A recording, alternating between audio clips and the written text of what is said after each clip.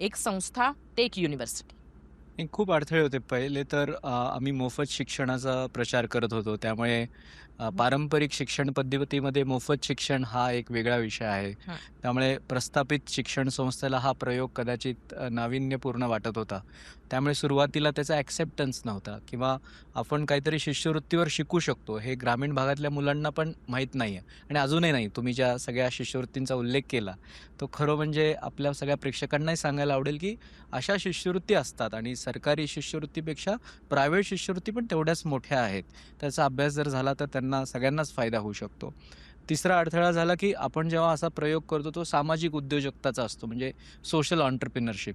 एखादा तरुण मुलगा साधारणतः नोकरी करून नोकरीला लागायचं आणि आपलं कुटुंब सांभाळायचं असं त्याच्याकडनं एक अपेक्षा असते. पण ते न करता आपण एक वेगळा सामाजिक उद्योजकतेचा प्रयोग करायचा. त्यासाठी मला CSR लॉचा पण खूप फायदा झाला. हं, तो हं. 2014ला CSRचा कायदा आला मास्टरेट केलं तुम्ही हां, तेव्हा. त्याच्यात आणि त्याच्यातनं असा फायदा झाला, की कंपनींना त्यांचा 2% नफा सामाजिक उपयोगासाठी द्यायचा होता हं, आणि त्यात आमची संस्था पुढे आली कारण आधीपासून आपण काम करत होतो. हं, हं. तर तो अडथळा दूर झाला म्हणजे सामाजिक परिवर्तन करण्यासाठी जी आर्थिक मदत लागते, ती कदाचित CSRच्या कायद्यामुळे आम्हाला खूप लवकर त्याची मदत झाली. दुसरं विद्यार्थ्यांना जेव्हा आम्ही वेगवेगळ्या प्रशिक्षण द्यायचो, तेव्हा याच्यातनं नोकरी लागेलच का? अशी खात्री त्याला बाकीच्या संस्थांमध्ये नव्हती, पण तो इथे आल्यानंतर तो जास्त विचारायला लागला. कारण की त्याला एवढे सगळे कॉर्पोरेट्स आणि इंडस्ट्रीज त्यामुळे अपेक्षा पण खूप वाढायला लागल्या. त्यामुळे विद्यार्थ्यांच्या अपेक्षा लक्षात घेऊन असे अडथळे दूर करणं हे सुद्धा एक चांगलाच प्रवास होता.